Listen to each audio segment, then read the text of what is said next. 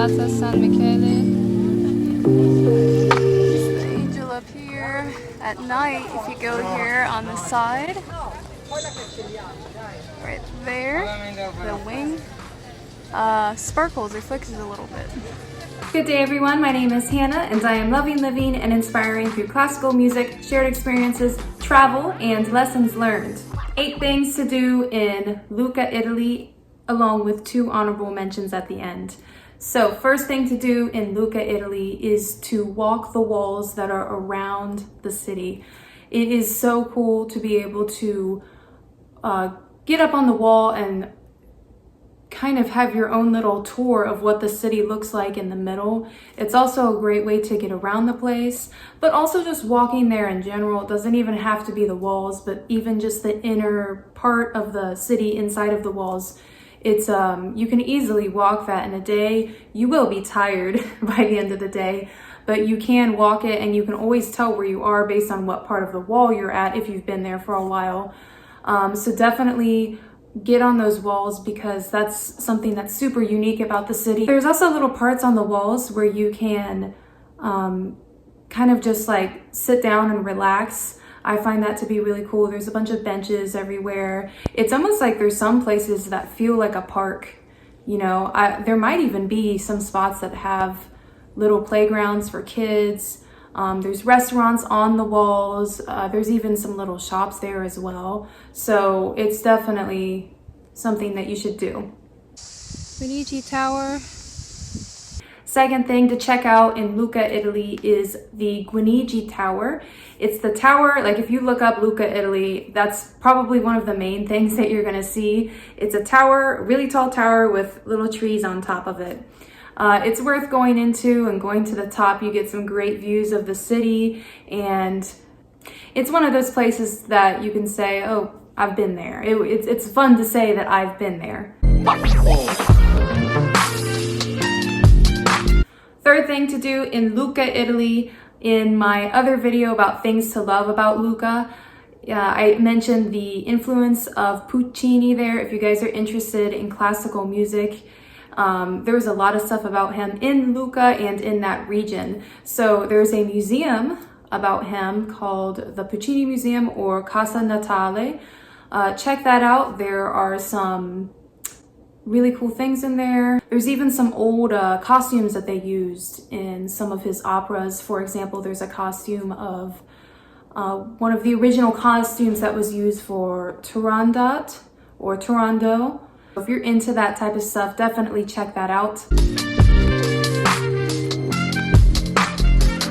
The fourth thing to do in Lucca, Italy is to simply go to the Piazza San Miguel.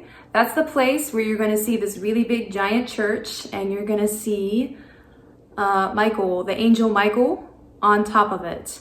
There's actually a cool thing where you can see his wing. It starts to sparkle at night if you stand in a certain spot, but it's a really cool place to check out. There's a whole bunch of cool shops around there and restaurants. It's kind of, I think from what I remember, it's like the central point of that region. So it's definitely a place to simply walk around. I know you can go inside that church. I never did because I believe you have to pay for it. And at the time I stayed there for a month as a student for a opera program. So, you know, I was on a student budget. I didn't want to pay. Definitely check that out if you're into that type of stuff. The fifth thing to do in Lucca, Italy is go to the Cathedral of San Martino. Now, this website, it was very fuzzy in my memory looking at this place because I know I had been to different churches in Lucca, and I wasn't exactly 100% sure what all these things were called. And the reason being is because you buy admission to one place and you get like 3 places included in that. So that's why I was confused as to what all these things were. But definitely check this place out. So when you go there, I believe it's around €9, which for me, I felt like that was worth it because you did get more than one thing included in that. So it's a cool church, but the thing that I actually found the most fascinating was that attached to it, if I remember correctly, if you go to the left, there are ancient Roman ruins in the basement of the place. And they call it Giovanni and Reparata, which I'm not quite sure why it's named that. But if you go down, it shows some of like the first Christian churches, but also it's like mixed between just these ancient Roman ruins. For example, there's a really cool mosaic that's still there that you could still see some of the colors coming through, which I found that to be pretty amazing.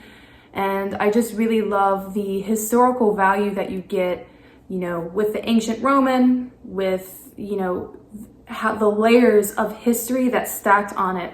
It's really cool. Yeah, I remember that it was one of the coolest churches that I saw over there. Sixth thing to do in Lucca, Italy is go to Pizzeria da Felice. I love food. Food in general over there is great, but this pizza, there's times even today that I think I could really use Pizza da Felice. It's really good. It's the type of pizza that I think about still. Have you ever had something that was so good that you randomly just start thinking about it?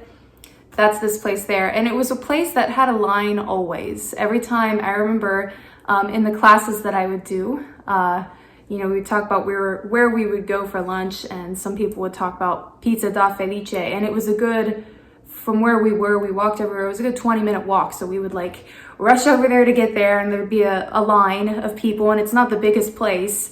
And, you order what you want, and then you got to kind of quickly like nudge your way to find a spot to eat the thing. And then we had to rush back because we only had a certain amount of time for lunch. But it's a really cool place. I remember hearing from a podcast, Jackie, her name has changed now. It used to be Lau Lanen.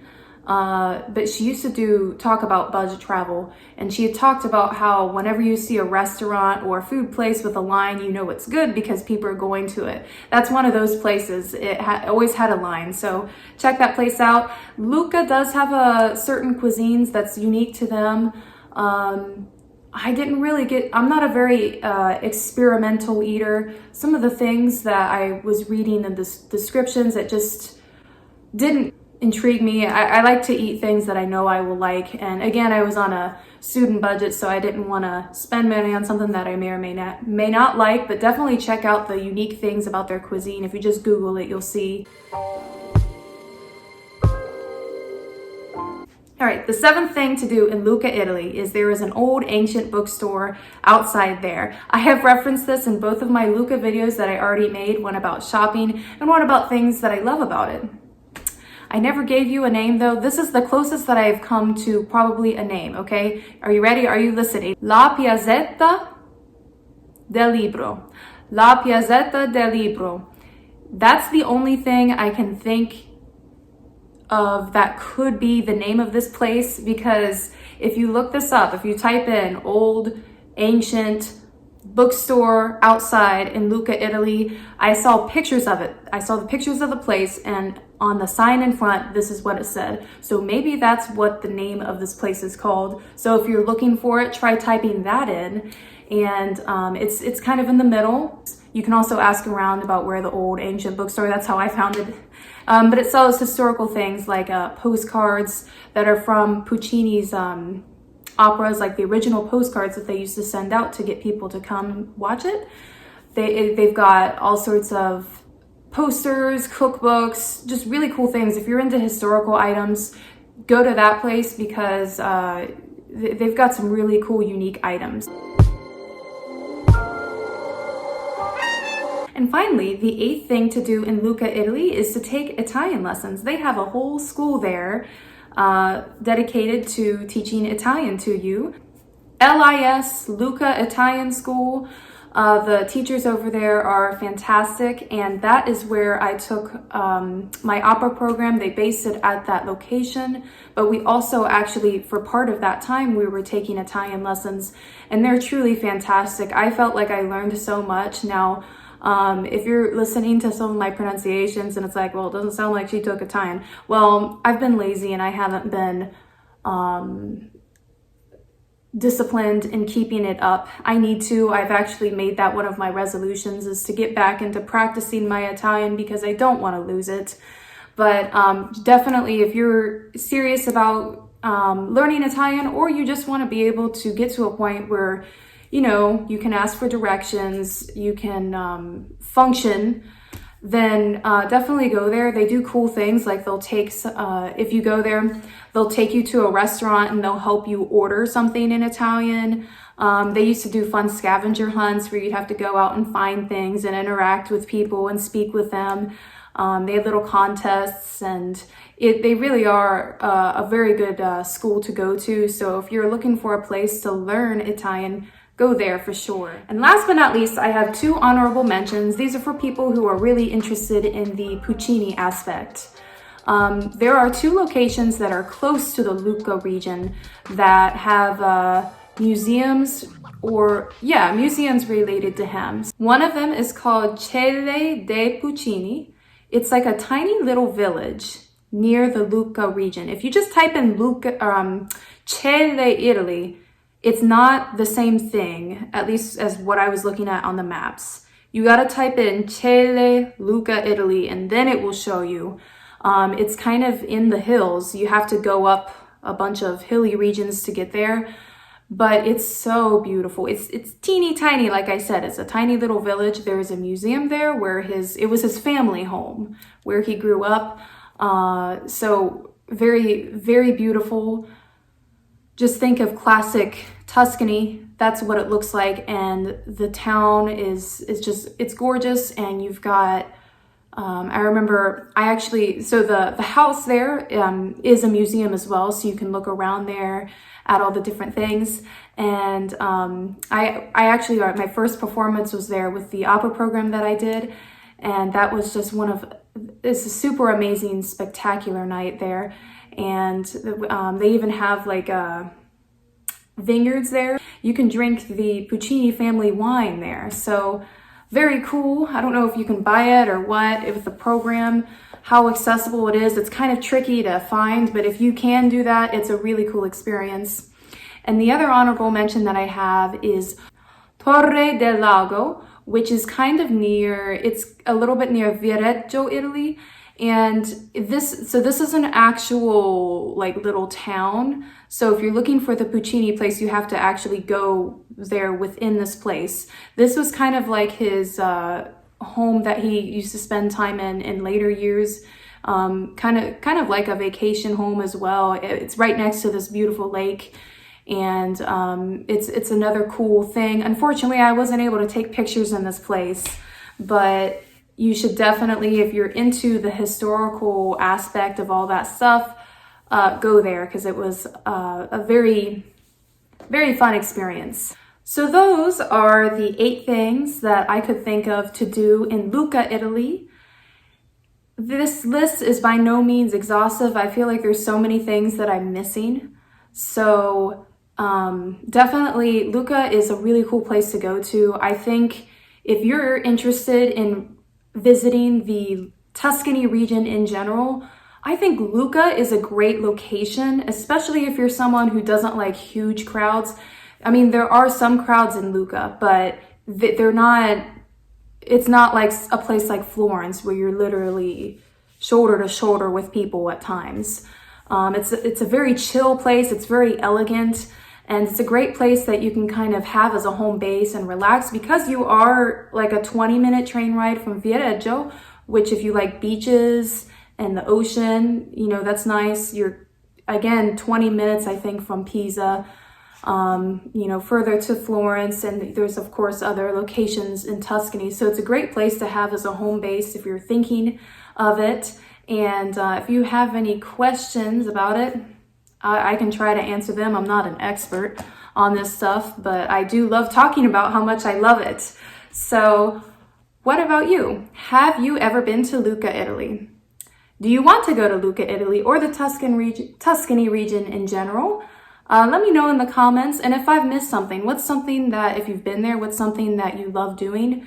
Because I always love to hear, I would love to go back there, and I always love to hear your suggestions. There's also a music festival, I forgot to mention that. If you really like music festivals, they do have some in summertime, so that's another thing that you can check out. So I hope you enjoyed this video. Thank you for viewing. I've get a lot of people who watch the travel videos that I do, and I appreciate your feedback and your some of you like it, some of you comment, some of you subscribe from it. I very much appreciate all of that because it keeps me going. It keeps me gives me the encouragement to keep doing this stuff because I just love talking about it and sharing it with others, and I like to be able to interact with you. So I hope you enjoyed, and I hope you have a wonderful day. See you next time. Bye.